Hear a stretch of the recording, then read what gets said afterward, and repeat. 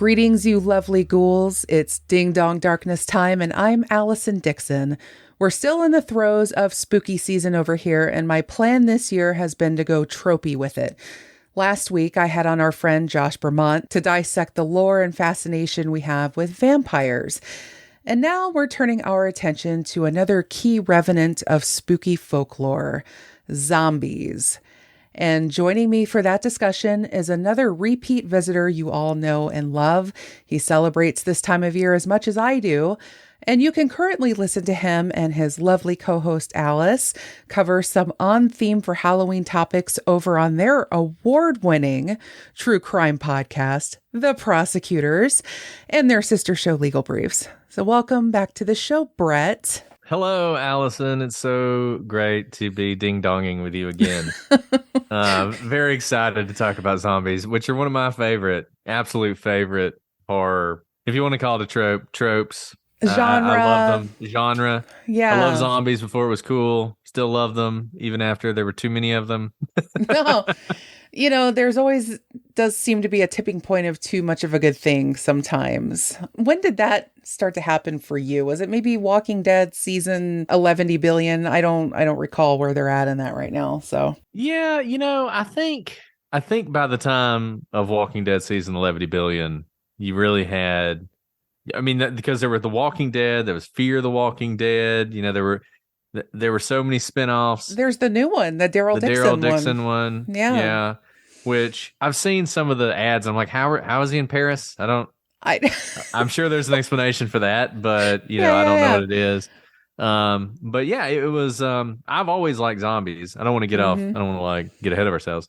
But I've always liked zombies and was really into them and was very excited in that period in the early 2000s when zombies were making their comeback, because the 60s and the 70s, the Night of the Living Dead and the Dawn of the Dead and the Day of the Dead, Return of the Living Dead, all of that in the 70s, 80s, that was like the first, well, not the first wave of zombies. I'm sure we'll talk about sort of the older style zombies, the pre-Night of the Living Dead zombies.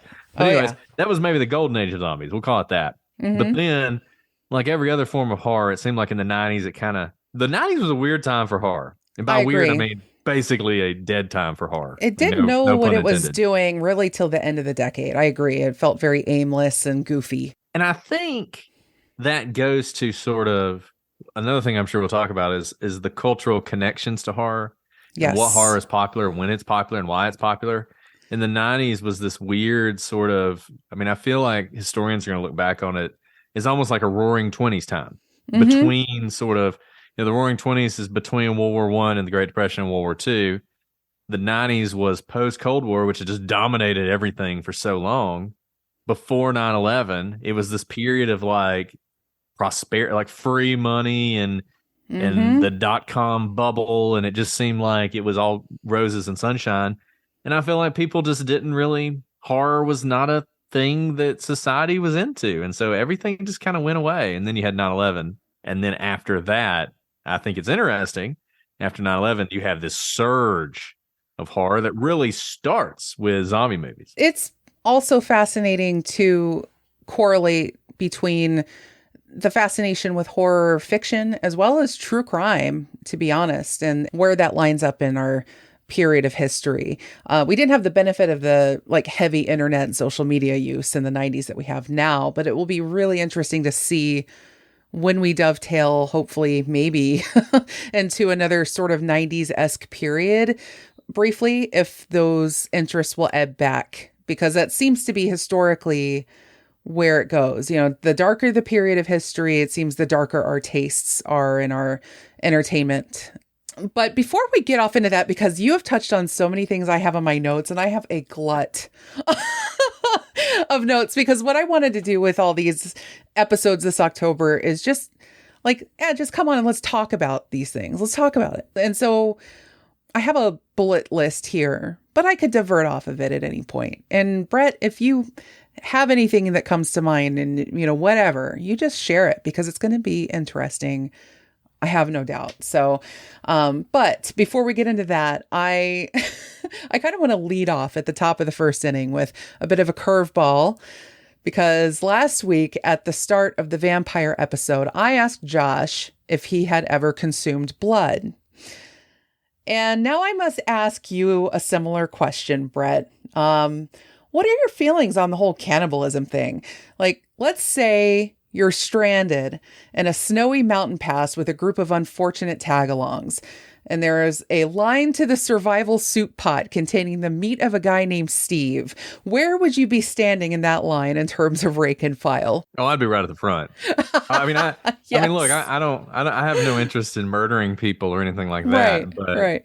But my level of hesitation in a survival situation to go ahead and eat Steve.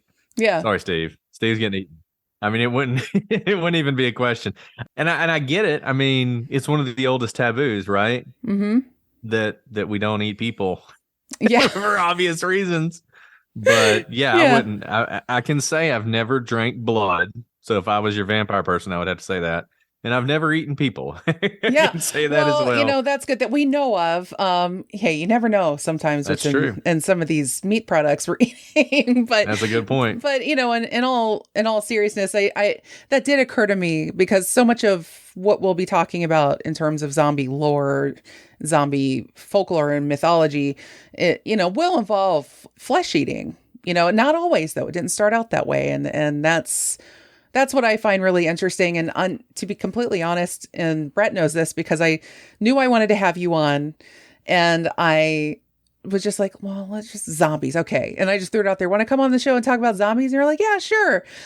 And then I started thinking like, oh, damn, what am I going to, I need to really dive into this topic for real. Because my first exposure to zombies as a kid was Return of the Living Dead. That was my first real zombie movie.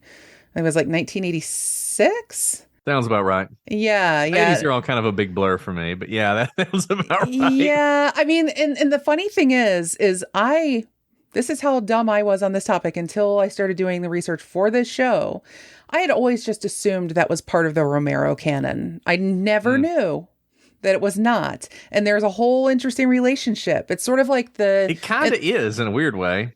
But yeah, because I guess Romero had a relationship with the guy who wrote Night of the Living Dead, and then they kind of parted ways, but they kind of split the whole thing. Like, you can develop a Night of the Living Dead movie or a Living Dead movie. This one guy, Russo, I think his last name was, and then Romero could just develop any sequels he wanted to. That was like part of their deal. So Russo goes and makes Return of the Living Dead, which it was the first zombie film to introduce eating of brains specifically. Yes, exactly. Again, today I learned. So shocking to me. And that's just only one tiny bit, because the history of zombies and the lore behind it is very deep and kind of bleak and very fascinating. Yeah, when the zombie movies started taking over, there were a lot of film critics and horror critics who would say things like, you know, zombies are the lowest common denominator. This is like zombie movies. They're so simplistic and all sorts of stuff. It's like, no, zombie movies are actually the most complex of all horror movies, in my opinion, which I'm sure we'll get into. Because I truly think that zombie movies bring together, number one, they're as old as time. Number two, they bring together basically every form of horror, and everything that you're afraid of is all wrapped up in one package in zombie movies. And so while we often think of them as sort of brainless, brain dead, kind of like the zombies are, in reality, you can touch on so many different things. And you see that with Romero, and you see that with the way he used his movies to reflect sort of certain societal things that are going on. Yes. But even, you know, Return of the Living Dead is so much more fun. Yes, it has it's like a punk, you know, mentality. Yeah, and it's you know, tongue firmly planted in cheek, right? Yes. And I can very much enjoy both of them, both the sort of like Dawn of the Dead, both the original and the remake, which I think are both tremendous movies. You talk about like bleak and dark and serious. I mean, those movies, and Day of the Living Dead is even worse as far as bringing you down, right? Very much so. And then you have Return of the Living Dead, where it's funny. And particularly its sequels are funny too. And it's interesting that you can do so much with this one thing. For me, my experience, my introduction to zombies was Thriller. Everything for me goes back to Thriller. And that was the first time I really had thought about zombies, is that video.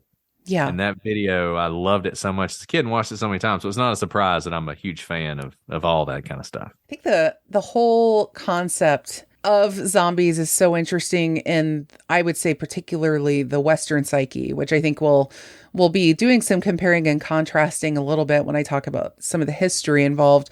But I find it really fascinating that they can encompass both our internal anxieties, the things that we personally fear, which is chief among them death. And that was touched on a bit in the vampire episode, both the ignorance of what happens to people after they die in terms of their bodies, what happens to their bodies, combined with the sort of more existential fear of death.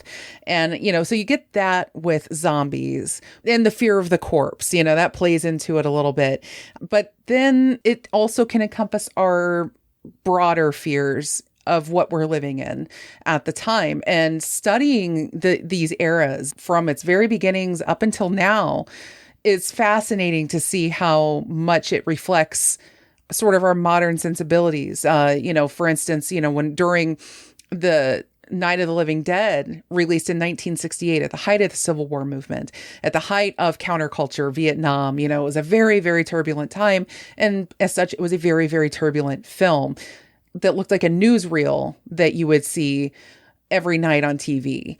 The movie reflected that without Romero going so over the top with it. And I know I'm kind of like getting a little ahead of myself on this too, because I haven't even talked about the history, but I find it fascinating that you have that in 1968. And then we have something very, very recent, like The Last of Us, that premiered on HBO. Beautiful series, beautiful game that it's based on, actually.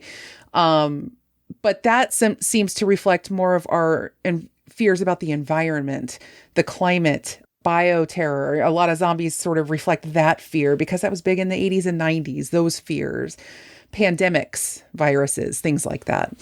Well, Allison, we just survived a zombie apocalypse today. I mean, I don't know if you, were aware that there was we did the emergency alert thing, and that was going to, I guess it didn't work out. I mean, I had my, my guns and my food ready, and, my house was boarded up. I was ready for the siege, and yet no zombies arose. But even in that, you see that sort of, that idea coming back, this notion. And I think you're right. I think zombies can encompass so many different things. Death, you mentioned.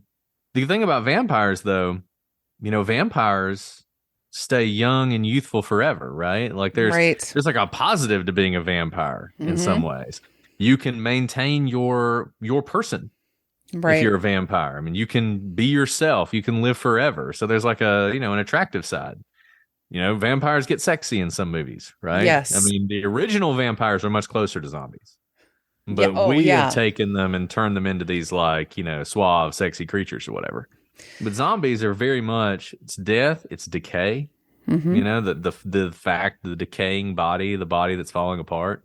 It's the loss of control over yourself.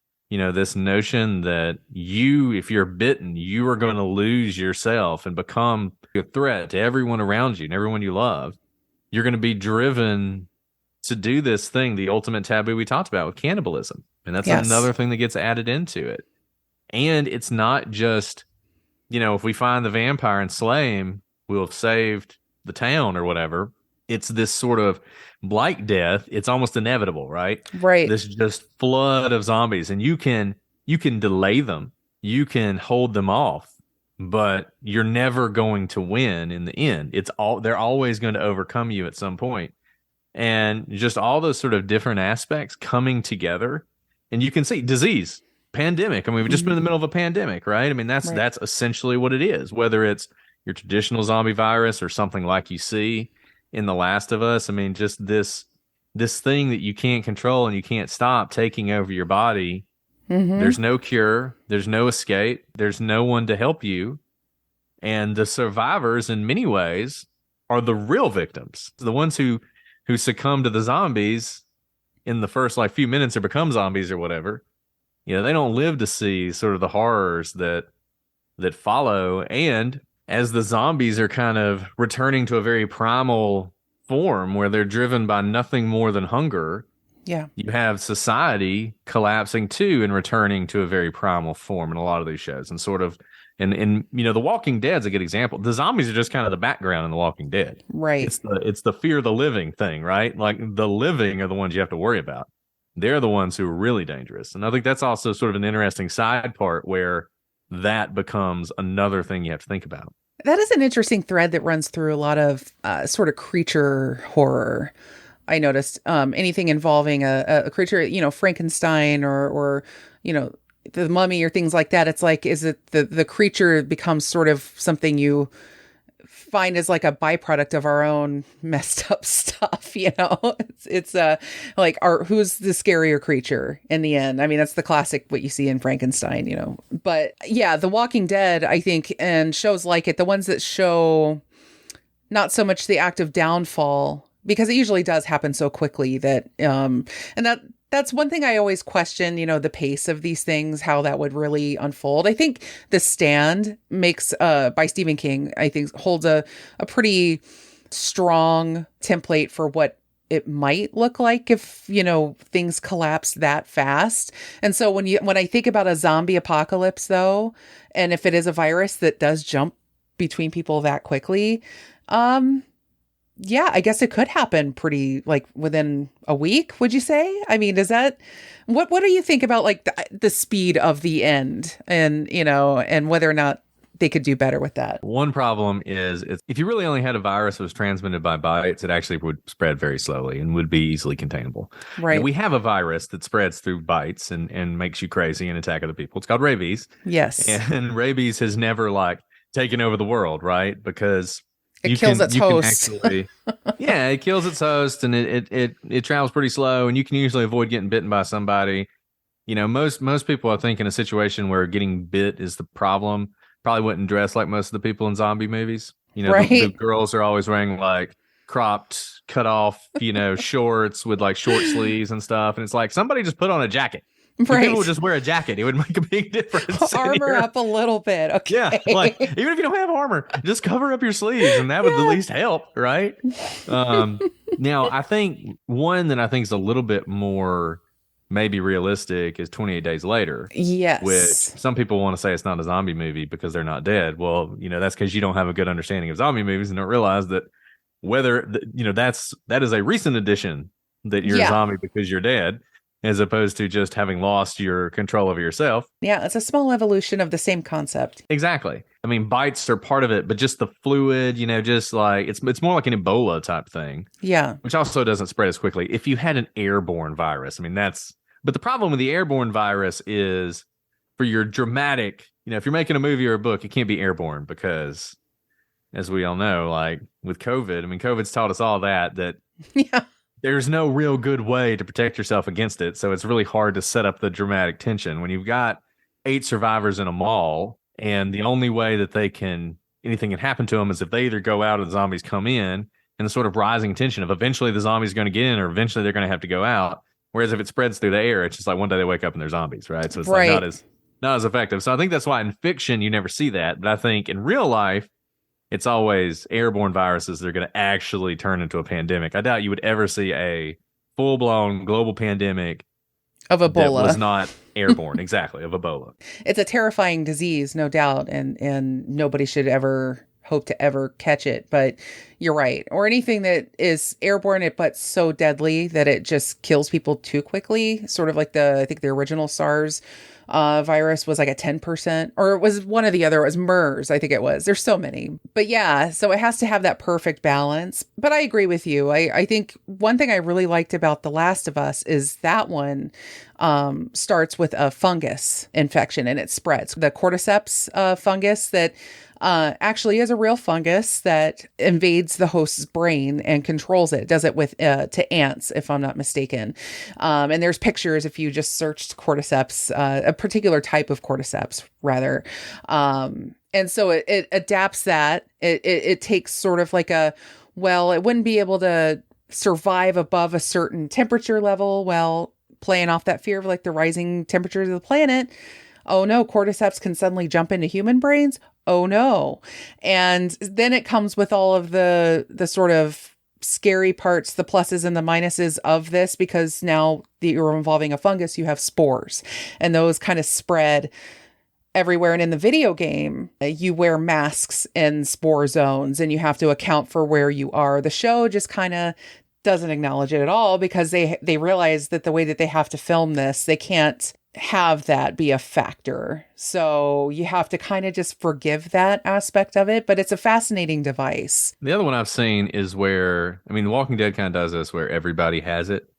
And so everyone who dies, no matter how they die, is going to come back as a zombie. And so you have much more, a lot of people who die every year, right? I mean, every day. Right. You know, tens All of thousands you have of to people do die. is die. All you have to do is die. That's genuinely the scariest one, I think.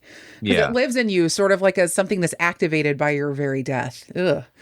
Yeah, and you think about creepy. like how much worse dying in your sleep would be then. Because if you die in your sleep, you're gonna become a zombie. So like, you know, just think about sort of the precautions you would have to take as like a family, right? Like you'd have to, everybody would have to sleep in a different room and lock themselves in and prove they didn't turn into a zombie overnight, like stuff like that.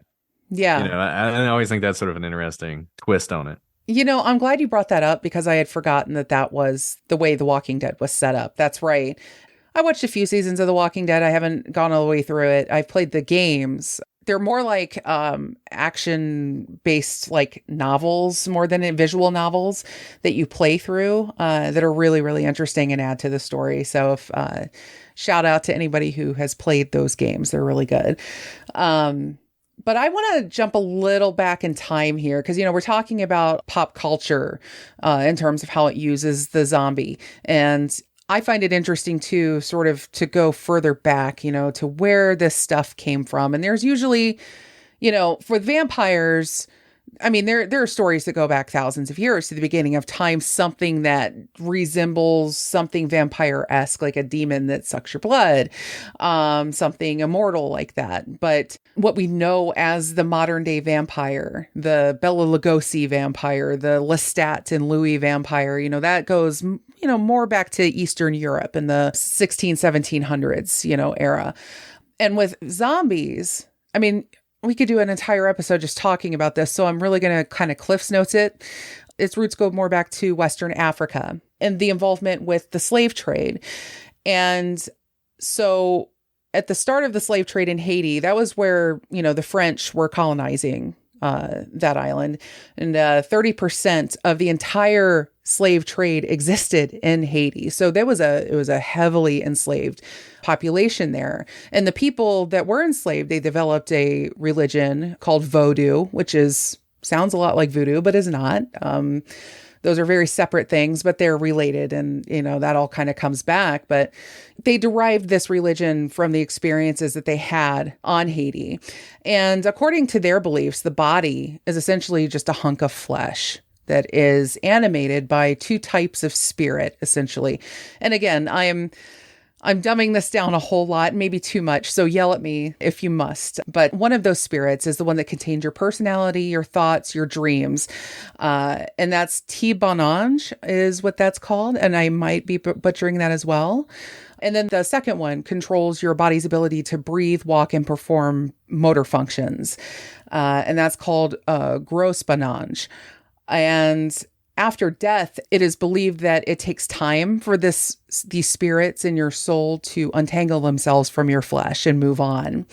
And it is at that point that you're vulnerable to having those parts of your spirit stolen and placed into a bottle. And anybody who comes into possession of such a thing can control a deceased corpse. And that's basically where the original zombie comes in. And linguistically, it all derives from the languages and stuff of that region. But who is most likely to become a zombie, according to this folklore?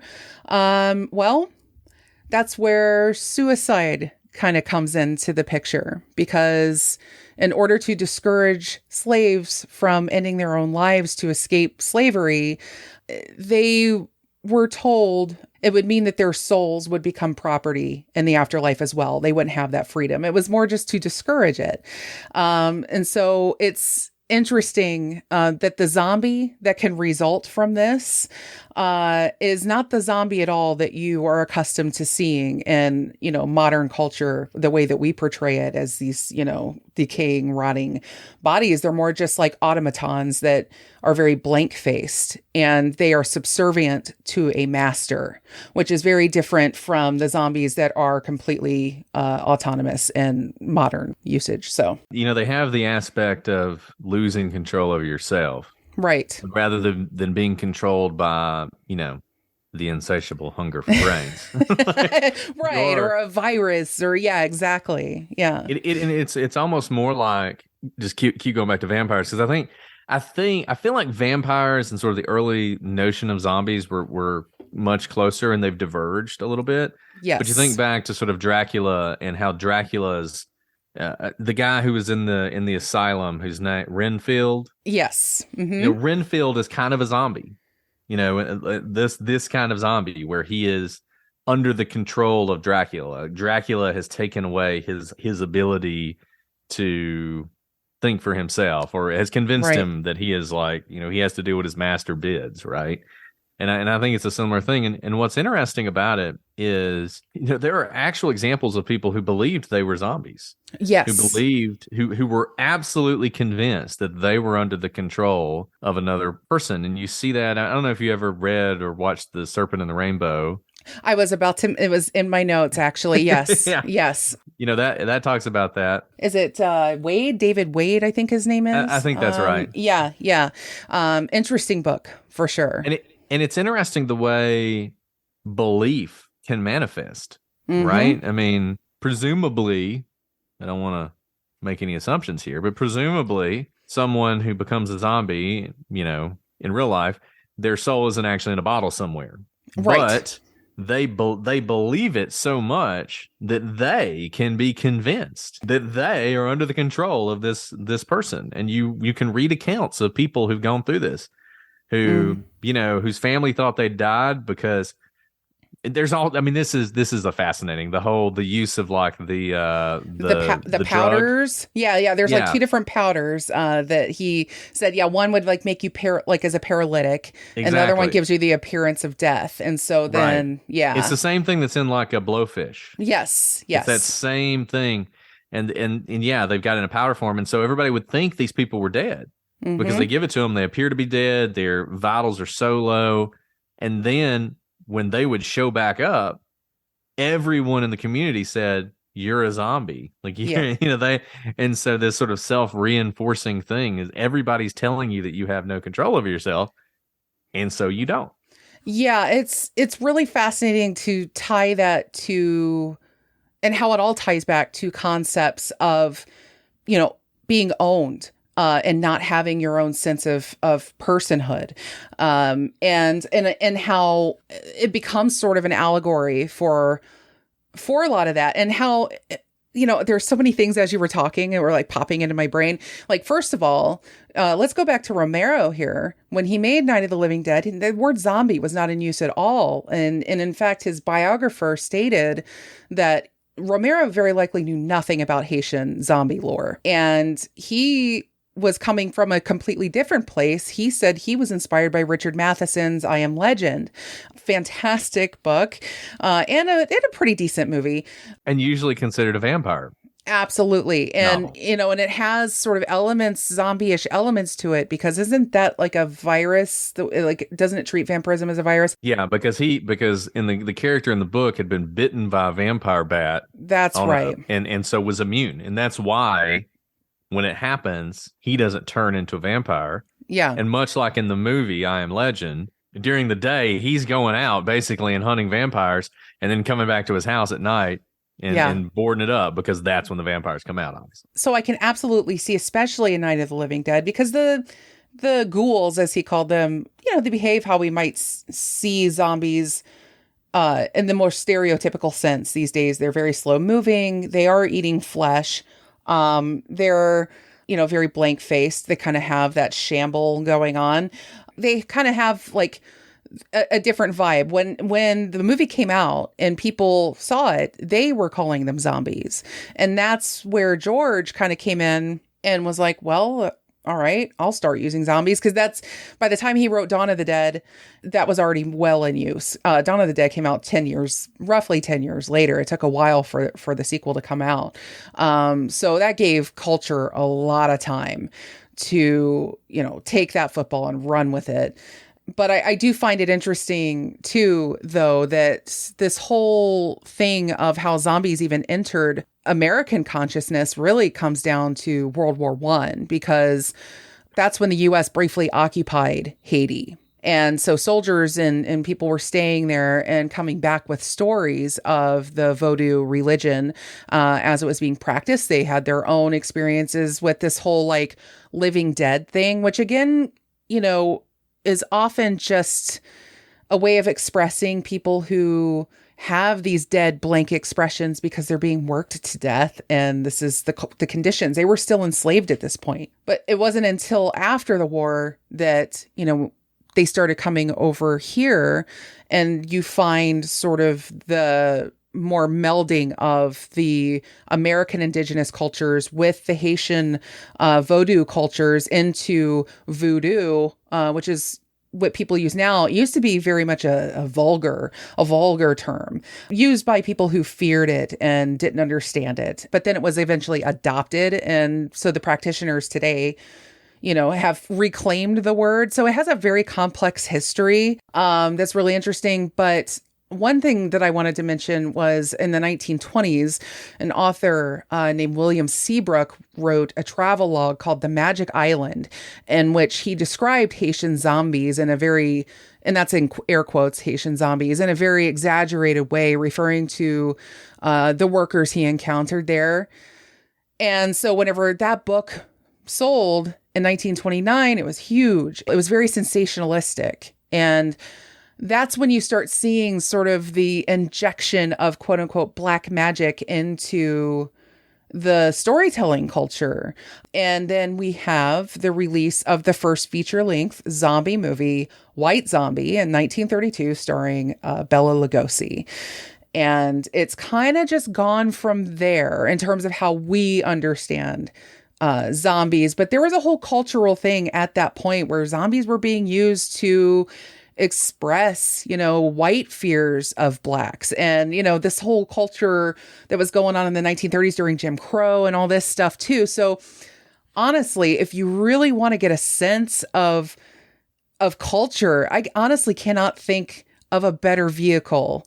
If you're looking to kind of not redirect history and you want a good metaphor, you want some good, just a sense of what's going on in the world. God, watch the zombie movies of the era. And it's fascinating. It really is. And I honestly, again, did not know a lot of this until recently. And I'm like, why did I sleep on this? Because this is incredible. If you love history, you've got to love zombies, man. What's fascinating about White Zombie, so you had the 30s, the 20s and 30s as far as race relations, really the teen, 20s and 30s. Race relations in the United States hit a real nadir. Mm-hmm. Because you had a situation where black communities were starting to thrive. They were making money. People were sort of rising up in society. And at the same time, you see a lot of white communities that maybe weren't. And the jealousy that was happening there and the fear of, a societal upheaval where all of a sudden, because the thing, that's so funny that when you think about the politics of race and how, you had all these white politicians and wealthy white people who it was very important for them that racial structures remain the way they were, because what you never wanted was for the poor white people to start rising up. But as long as they weren't at the bottom, right, there was always somebody below them. It was kind of, you could maintain that order. And that was one reason that all of this sort of racial stuff was so valuable to so many politicians in the South and other places at that time. And you see, and so in the 30s, obviously, you're going to have the Great Depression, and all that's happening. And White Zombie comes out, I think it's 1932, 1931, 32. Yeah, 32, the peak of the Great Depression, like the worst part. Or nadir.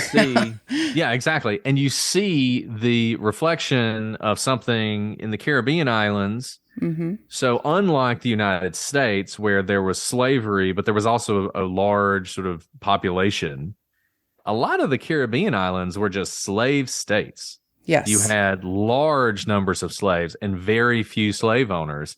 And the fear there of slave revolts was just incredible. And so this fear of the slaves and what they were doing and sort of was something that you can see how that would so easily transition over into the United States. And you have these people coming back and they've experienced that. And then they're coming into their hometowns and they're sort of now they're afraid, right? Right. And yeah, you're so right. I mean, White Zombie is such an interesting movie if you watch it through that lens, because you're basically seeing on film the fear, because the whole idea is this, you know, as typical sort of racial trope, white woman being zombified by this voodoo master, right? Yeah. And that's the fear. And so, as we will see as we continue to look at the zombie thing, the sort of fears are just poured into this vessel. And now when you watch it, you may not recognize that. But I think when people watched it on the screen in 1932, they certainly got that message. I mean, they understood exactly what they were watching. Oh, absolutely. And that echoes so much too with what happened with Night of the Living Dead. And forewarning people, I'm going to spoil the hell out of this movie. So, you know, just buckle up. Fans of George Romero know that he was always a mirror for what was going on at the time. Well, the fascinating aspects of Night of the Living Dead being that, you know, you have the main character, the main male character, Ben, who happens to be the only black character in the entire movie. And, you know, he ends up being the sort of resourceful one, the hero, the guy who's got his shit together. And, you know, they're facing off these zombies and they're all in this house. And so there's all these tensions boiling around that too. And what happens to him at the end? He gets his head blown off by some good old boys that thought he was a zombie. One more for the fire. Yeah. And at that time, again, 1968, most of the people listening to this probably have some sense of that time, even if you didn't live it. But so many people being assassinated at that time. There are riots going on, you know, over the war, over the civil rights movement, over, you know, desegregation, all this stuff. And it's reflecting the zombies that are eating flesh. He added that trope in there. And then you have them that they're breaking into your homes. They are coming for your place of safety. And it reflects, again, that fear, because you're seeing people storming the streets and all this chaos happening. And again, George Romero tried to distance himself a little bit, because whenever he had the only black character in his movie being killed at the end of the movie, everybody who was watching it knew. They knew what was being said here. But George didn't want to own that. And I think part of the reason for that is probably that, well, he wanted to make sure the movie got into as many people's, you know, that as many people went to see it as possible. But ever since then, the movie's always had a charge to it. It took him a very long time to finally admit he might have been influenced a little bit by things that were going on. And it's such a good example of how you can use horror, and science fiction is another one. Yes. To create a great yarn. I mean, look, if you didn't know, if you were an alien who landed on this planet after a post-apocalyptic, like nuclear war, and everybody's dead, and you watch Night of the Living Dead, you'd be like, oh, that's a great movie. I really enjoyed that. It's a great yarn, right? Mm-hmm. Like if you don't know any of that, and you don't realize any of that, you can enjoy it just as it is, but you're able to, without putting it in your face and without making it obvious. I would think most people who see it now still understand that. Yeah. But I bet it's not the same. You know, it's not, right. It doesn't have as much of an impact as if you went to see it in the theaters in 1968 during some of this stuff that was going on. Just like White Zombie, you can know intellectually that that's what people were experiencing when they saw it, but you're not going to appreciate it in the same way. And he was, and continued throughout his life, basically everyone he made. I mean, some of them people think are better than others, but nevertheless, all of them were able to encapsulate some sort of societal issue that he saw as, important, whether it's, consumerism or the threat of nuclear war, or in his latter movies like social media. Oh yeah. That sort of aspect that he was able to include.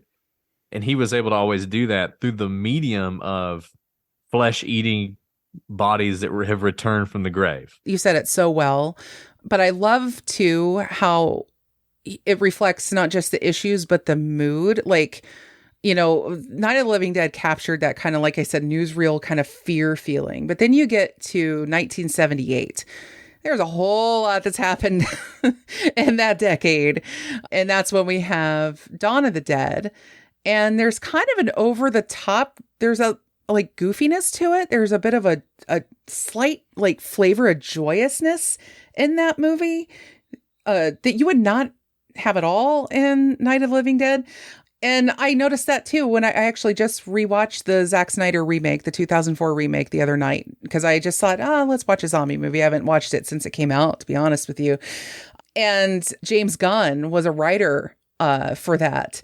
And my God, did that come through? If anybody's familiar with James Gunn's work, I was like, oh, well, as soon as my husband mentioned that, he's like, oh man, James Gunn was a writer on this. I'm like, this completely explains this movie. Like when they're in the elevator after like a fight and you're all out of love, like music is playing, and the one guy's like, I love that song. I love this song. I love that movie. I mean, it's great. It is a fantastic. It's very different from the original, but I mean, I think those two movies are just they both stand on their own. I mean, I love them. Oh yeah, both. They're wonderful, and Day of the Dead was interesting too, because when that one came out in 85, it had that heavy science military vibe. We're in this bunker, and it kind of had that thing that was popular in a lot of movies back then. When you think about Aliens and Terminator and things like that, you kind of see this like almost this heavy militarized dystopian future feel that it had going on with it. But that's where this takes a turn, because I had forgotten about this, because that Day of the Dead is one that I have not seen, and I can't even remember. But that one has Bub, who is the intelligent zombie. And I'm curious, what do you think about that particular trope of the genre, the sort of attempt to make the zombie somewhat sentient or intelligent or self-aware? I sometimes feel like it's like trying to jar like two ends of a magnet together that are normally repelling each other. So it could go either way. Well, I mean, okay, so I think there's a lot of different ways to look at this. I think there is an argument that from the very beginning, the zombies were always the good guys. That in Romero's sort of thing, society is failing, it's collapsing, we need a change, we need a new thing, and that's the zombies. So if you think about, let's start with Night of the Living Dead. So Night of the Living Dead, the zombies very much, I think, people might disagree, but I think they represent societal change, they represent societal unrest. Absolutely. And you talk about the good old boys should be the good guys, right? Mm-hmm. They're the ones who are coming together to put all that down, to stop all that. That they have banded together. And if you watch the movie, it seems like at the end that they win, right? Yes. Like they come together and they put all this down. They stop all this from happening. And maybe it's because of what happens with Ben. You're never rooting for them, right? When they show up, they're not cheers in theater, right? But nevertheless, they do it. But apparently, they're not successful, because then you have Day of the Dead or Dawn of the Dead. And by the time you get to Dawn of the Dead, the good old boys represent sort of civilization, society, the state, structure, organization.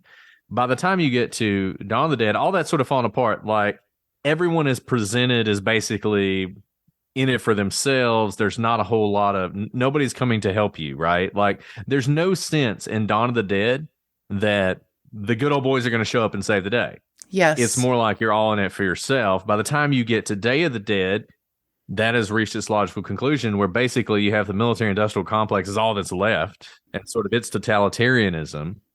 And you're actively, by that point, rooting for the zombies to break in.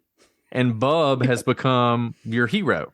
Then, if you get to Land of the Dead, yes, by that point, the zombies are 100% the good guys. Oh yeah, they're the working class, right? Yeah, exactly. Rising up. Yeah. To overthrow. They're like, they're was it a Dennis Hopper and his skyscraper? Yeah, and there's like a scene at the end where the good guy humans and the zombies kind of like hat tip each other. Like when they're like, "Hey, you good job," and then like the good guy humans go off wherever they go, and the zombies continue to eat everybody. Right? It's great. just. And so I think that the intelligent zombie is the natural evolution of this sort of like, the uprising of the masses is always chaos. Every revolution is chaos, right? Everybody loves revolution, but there are very few revolutions that don't end in mass bloodshed, including ours. Everybody else had pointed ours as if it didn't. No, it just took a little longer, right? Like we had the revolution, everything was fine for like 60 years, and then we killed half the country, right? It's always going to happen. You're always going to have, 40 and whatever years ago. You're always going to have that, and I feel like that's what the zombies are. They're like revolutionaries, and yes, there's been a lot of bloodshed, but it's been necessary. And then by the time he gets to his later movies, they have sort of like coalesced around building a better world, right, through zombieism or whatever. And so I think that is the natural progression and why you see that with Bub. And a lot of people didn't like it. And a lot of people, I remember Land of the Dead being criticized because the zombies use so many tools. And people would be like, yeah, but have you not seen Day of the Dead? Like, this was coming. This was always coming. So that's just such a great point that you bridge those together like that, because I loved seeing sort of the evolution of the zombie in and after 2004, because what other movie came out that year? I have to say, probably my second favorite zombie movie, depending on what mood I'm in. Love Actually? Oh my God. We'll have that discussion at some point. No, Shaun of the Dead. Shaun of the Dead. Yeah. Also in 2004, Edgar Wright's amazing British comedy satire. Very much takes so many different liberties and things with the various lores. And what makes it interesting though, and we talk about The Walking Dead where it uses the zombies as sort of the backdrop. It's sort of the same with Shaun of the Dead, because we're seeing a zombie apocalypse sort of happening, at least initially, almost as an afterthought to this sort of late bloomer's coming of age as a man, because he just kind of, Sean starting out his life, he's just he works at a electronics store. He's, just kind of trudging through life. He's just not going anywhere. One might say he's a zombie. Yes, exactly. And it just he's sort a corporate zombie. And trudging to work in the morning, doing his daily routine, and all these things are happening. If you listen to sort of the TVs and what they're saying, or you look at the backgrounds of what the extras are doing. And, it's a movie that absolutely rewards your attention to detail, which is why I've seen it so many times, because every time I watch it, I notice something that I missed before. But that also changed sort of the energy around the zombie, because you have a comedy that's a true comedy. I mean, there's some harrowing, sad moments in the movie. Edgar Wright has a very keen way of sort of balancing between utterly hilarious and utterly horrifying in the same scene sometimes. But it ends on a happy note with, his best friend played by Nick Frost, who had been turned throughout the movie. He's got him kind of holed up in his shed in the backyard. He's teaching him how to play video games. So, from that point, you start seeing sort of these other movies and shows, like, movie Warm Bodies with Nicholas Hoult, that kind of presents a zombie love interest kind of a situation. And then you have shows like iZombie that came around a little while later, or the Santa Clarita Diet, which was a really kind of I hesitate to call that a zombie show, but it's the Drew Barrymore, Timothy Oliphant show that was canceled a little early, but she just starts craving human flesh. And it's a comedy. It's a little bit of a satire going on, but it's a show that sort of plays with that idea of how do we incorporate this trope of zombieism into a suburban setting, and make it work on a comedic level. So, I mean, Zombies nowadays really feel like what we're doing with them is we are making them a little more nuanced. I think it's pretty cool because I think if anything, socially, we're beginning to re-examine sort of old roles and norms and conventions and sort of explore whether maligning an entire subgroup is a good or even interesting idea anymore. Usually, I guess what happens whenever you have oversaturation, you've been in the horror community. Yeah. When I was writing horror, I can remember this was around 2011 where I was really into it. Yeah. I can remember submission guidelines. No zombies was always. Oh yeah. Yep. There were too many. I mean, there's just everybody wanted to write about zombies, and it was all basically the same. And so, they just didn't want to hear it anymore. And so then, people who really want to do it, they start to think of different ways to use it, and it starts to, and then you do have these really sort of interesting, different takes on it. Did you ever see Raw? No, I don't think I have. French movie. Okay. It's a French movie about a girl who goes to veterinary school, and she's a vegan. But at some point, it's a French, man. They kind of strange. For some reason, I guess when they in veterinary school, like one of the like hazings was they made you eat raw meat. And so for the first time she ate raw meat, and it like awakened in her this sort of ravenous desire for meat of all kinds, including, and so she's not a zombie. I mean, she's alive, but she's got that sort of overwhelming, and it's a great movie. You should check it out sometime. It's got some nice twists to it. But I think that's what you see. We for a very long time have been if you're going to do zombies, it has to be different. Now you see some people like Train to Busan, which is a South Korean movie. I was just going to mention that one. Yeah. is a much more traditional sort of zombie thing. Right. Right. And you saw, I don't know when World War Z came out. The late aughts, early 10s. Yeah. And that book was great. And it was, it's basically like a spoken word history of an oral history of the zombie apocalypse, I think is how it's described. And so the book is all sort of like different people, their perspectives as it happened and what happened and all this other stuff.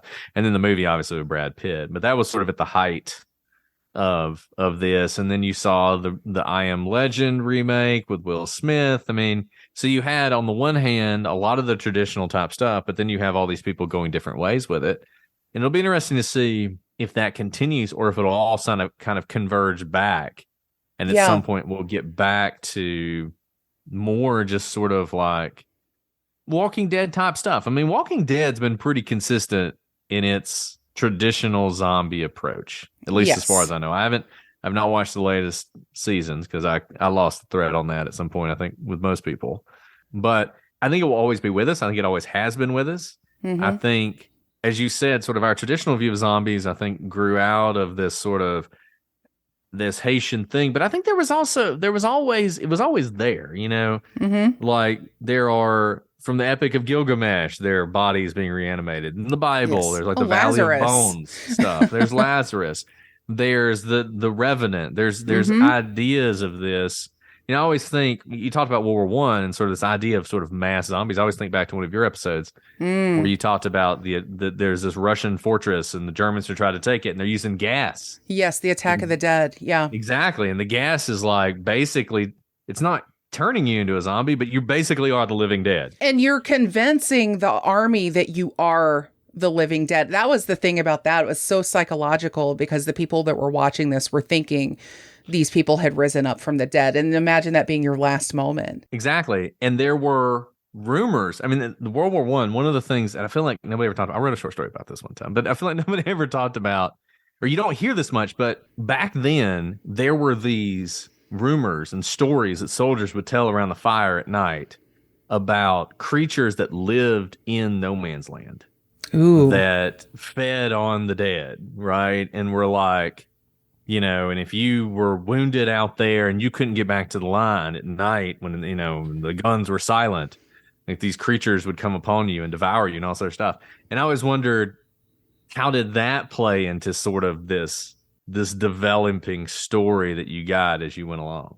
Similar to the way vampire lore was picked up and spread and adopted by other cultures, that absolutely soldiers always seem to be the ultimate vector of of cultural or otherwise like change, like spreading around, or even honestly, in the times of the plagues, that also, moving forces throughout the world. That's how it spread. So I imagine picking up those stories, picking up that folklore, or literally bringing people back from there with you and starting a family and passing down those traditions here, and then them picking up sort of almost like Lent, all the other trappings of our culture here.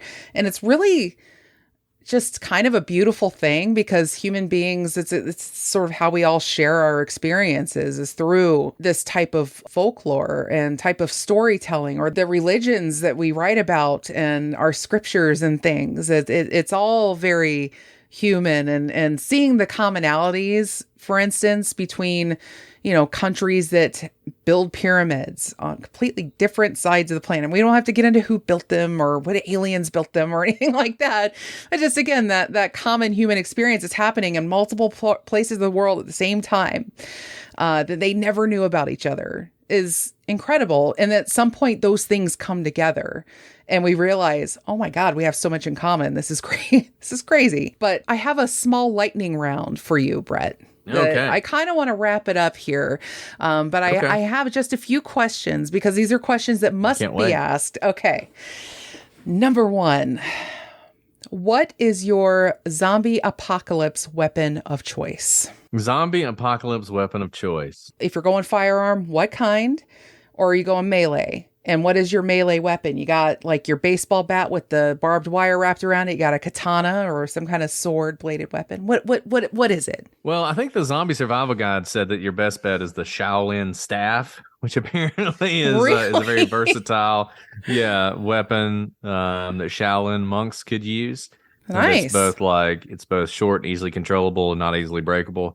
The problem with firearms, of course, is noise. When you use them, you're going to attract more zombies. But I think people underestimate how hard it is to use a non-firearm to kill someone, even if they're already dead. When you have to like pierce their skull or whatever. I think katana, unless you know how to use it, it's probably not going to be great. Yeah. I think some sort of spear is probably your best bet. I mean, humanity's been using spears for a really long time. Mm-hmm. A short spear, not a long one, but a short spear, one that's like long enough that you have a little bit of distance, but one that can pierce the cranial cavity and do what you need to do. It's silent. I mean, honestly, zombies are kind of like those survival games like Dead Space, where your best bet is to avoid contact at all times. Yes, to avoid detection. Yeah. Yes, avoid detection and avoid contact. And so really you need a weapon that is going to be silent, because you want that to be your only contact, and you want to be able to use it as quickly as possible. I mean, baseball bats are probably pretty good. I just don't know. I think we underestimate how hard it would be to actually kill a zombie. I think video games give us an unrealistic expectation as to our effectiveness in using melee weapons, unless you are already a very strong and fit person, and you need to have the stamina, and you're not going to be able to face down a horde with a melee weapon alone. You're going to have a hard time. So maybe one or two. The crossbows are much easier to use than regular bows. If anybody's ever fired a crossbow, they are basically like a gun. I mean, you can retrieve your ammo usually. You can retrieve your ammo. They're silent. You still have the problem of it's difficult to hit a small target, which a head is. Yes. When something is moving. But with a crossbow, you're going to be closer than maybe a firearm. Obviously, reloading takes a moment. So it's not like I think basically what you want is a handgun on you for worst case. So like you got your crossbow and you miss and the thing's right on top of you and you got to use your gun, then you got to use your gun. This is what I want. I'm going to borrow it from another movie, and it doesn't exist in life, but it's one of the coolest weapons of all time ever on film, is the suppressed shotgun from No Country for Old Men that Anton Chigurh used. And it was basically a shotgun with a big metal barrel screwed to the end of it. And the way it sounded... But did they sound like that? Because I thought I heard people say that they don't sound... I've fired a suppressed shotgun before, and they're still pretty loud. Like, you don't have to wear People totally underestimate how loud firearms are. Yeah. Like if you shoot a gun, you need to be wearing some sort of ear protection, and if you don't, your ears are going to hurt. You can Yeah. fire a suppressed shotgun without ear protection, and it won't bother you. You would definitely hear it, though. You're still gonna hear it. That's why I love the No Country one, because it's like it sounds almost like almost like something that's, I don't know, if you're like at tennis practice and the thing that throws the ball, it almost sounds like that. Yeah. And I'm like, okay, if I could guarantee that, because I'm a shotgun gal, and if I had my druthers, I would always just have a shotgun in any kind of survival situation, just because it's great for close contact if you're a bad shot, which I am. But of course, sound is an issue. So when I play my video games, like I have my Left 4 Dead, which is, I still play that on occasion. It's a classic. You load it up and you just go start killing zombies in different settings. And it actually feels like the people who made Left 4 Dead for Valve were watching the 2004 Dawn of the Dead remake, because honestly, I'm watching Dawn of the Dead the other night and I'm like, this is so Left 4 Dead, like the shooting of the propane tanks and having them explode and just so many other little things that they put into that game. And I always had the combo of the shotgun and katana, but the katana was made to seem much easier to use in a video game. Like you're just slicing through these zombies like butter with that blade. And that's in real life not going to happen. It might happen at first if it's really sharp, but it's going to get dull. So yeah, that's the problem. I think you're on to something with a spear. And I think that if you must have a ballistic weapon, then a crossbow is definitely a great compromise. And, things that keep the noise down. Another thing that we do every year when we have a chance is Chris, who hosts on here sometimes with me, and a couple of our other mutuals, we get together and play Zombicide, which is this huge board game. And you're trying to get out of a scenario. You're with a group and they all have different skills and different roles and different weapons. And anytime you fire one of those weapons or break a door to get in somewhere, you have to drop a noise token down. And if you collect 3 noise tokens in the same zone, then you got to roll for the zombie who's going to come at you. And it could be a big tank, scary zombie, or a runner that's like hard to hit, or so it's really cool to like think about like the different classes of zombies, because a lot of shows do that too. You have your big baddies, and then you have your little like kind of like worker bee zombies that are easy to kill that you can dispatch. And although the thing about killing zombies, and before I move on to the next question, Return of the Living Dead was so terrifying to me as a kid, because you could shoot a zombie in the head and it didn't kill him. And that was like terrifying to me. I don't remember how you did kill him. And did you like have to burn the whole body or something? Right, I can't even really remember it. Pretty sure it was something like you had to do a destruction of the whole body. Because I remember like incinerator scenes or something. Yeah. It's been a long time since I've seen it too. But I remember being like, oh, we can't just shoot him in the head now. Oh, damn. That's going to make it harder. All right. Next question. Any place you could hole up and survive the apocalypse long term, where would you go? Everybody has that dream. They're driving past a certain store, maybe a certain house in the neighborhood. Maybe it's your own house. But where do you go like for the ultimate? I'm going to like hunker down and live in here for a while. For the ultimate. I mean, the problem with most of the ultimate locations is they'd be absolutely overrun. I mean, obviously, if I could go to Buc-ee's or Costco and just have it to myself. Costco is so on my list. I'm like, you could fortify Costco. Oh yeah, like if you could somehow get to Costco before anybody else realized. I remember when the COVID happened. Mm-hmm. So we knew COVID was coming. So we had like a little bit, but there was no COVID in Alabama yet. But we had said, we got to go to Costco and get a bunch of stuff because it's going to come. And when it does, they're going to lose their minds. They're going to shut everything down. And so we had taken my daughter for her like checkup. And we were at the doctor's office. And while we were at the doctor's office, we had the first case of COVID. Oh. And so we were like, okay, we're going to Costco. And when we got to Costco, it was like, if there had been COVID in Costco, everybody would have had it. Because there were like 1 billion people there. And I remember saying to my wife, this is exactly what a zombie apocalypse would look like. Everybody would be here. And so you'd all end up dead because like the zombies would show up and they would just, eat you. So, but if I could somehow get to Costco or Buc-ee's, I mean, Buc-ee's would be pretty amazing. That would be a good place to be if you could fortify it, like you said. I mean, the mall is always nice. The mall for the people in Dawn of the Dead worked out pretty well. If I actually had to do it though, I think what you really need is some sort of community you can go to, because it's going to be hard to survive on your own.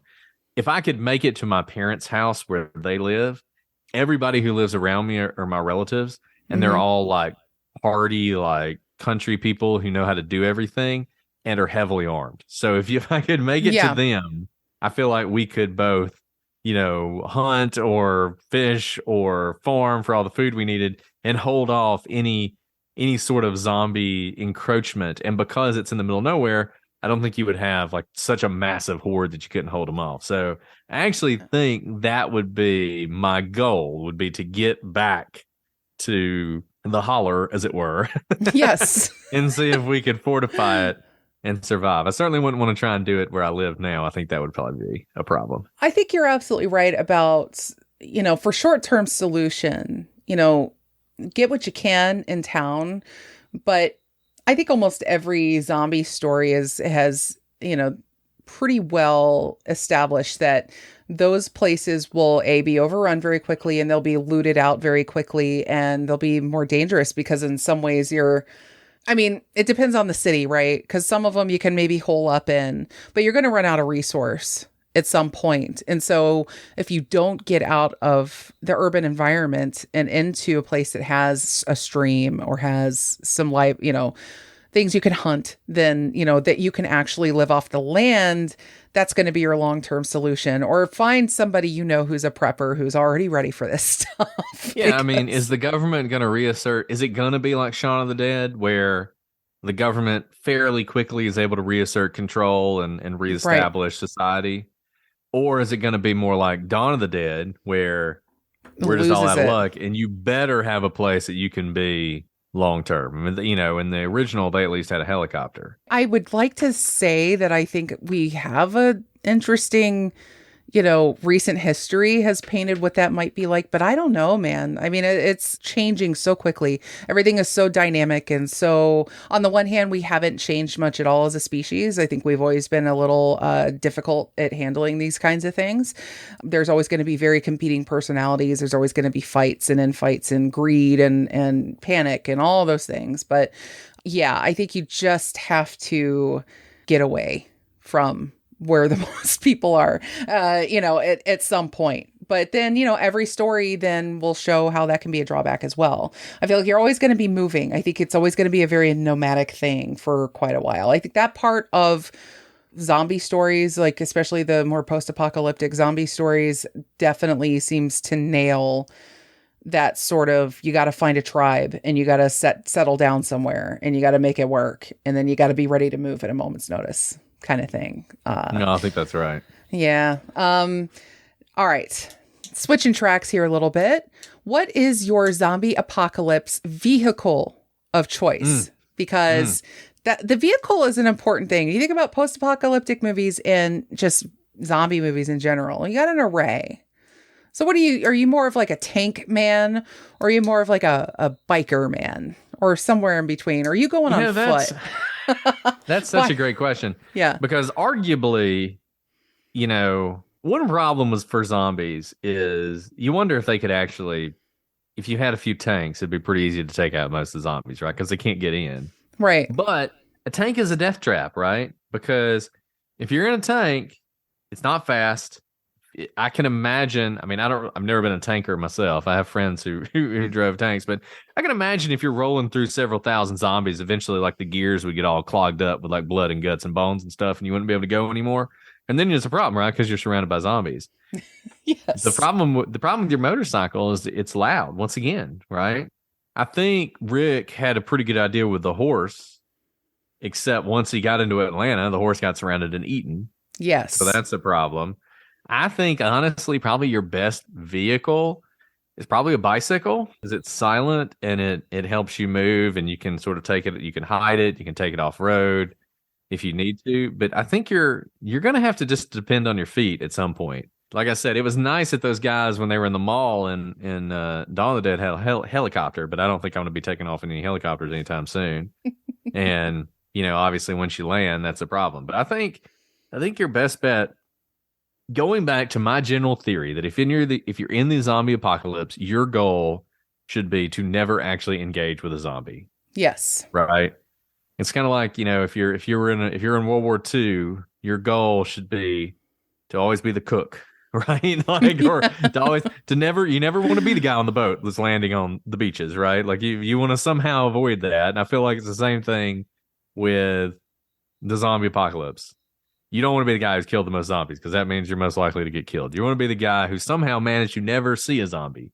So I'm going with bicycle because it's quiet and versatile, and until your tire goes flat, will be pretty effective for you.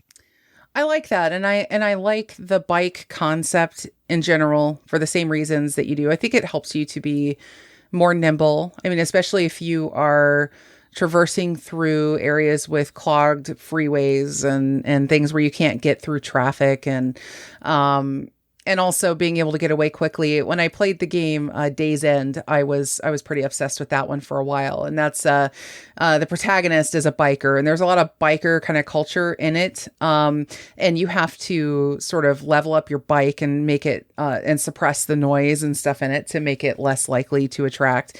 And I like the idea that I could go off road with it. But you're right, noise is always going to be a factor with that. We could split the difference. Modern day bikes, a lot of them are e-bikes. So, point. You can get yourself one of those, get a solar charger for it. I mean, come on. That's smart. Yeah. If you're going to hole up, maybe a second choice for a short-term solution is to get your ass to a Lowe's or a Home Depot or something like that. So you can get the gear and the batteries, maybe craft yourself some interesting melee weapons from garden tools or whatever.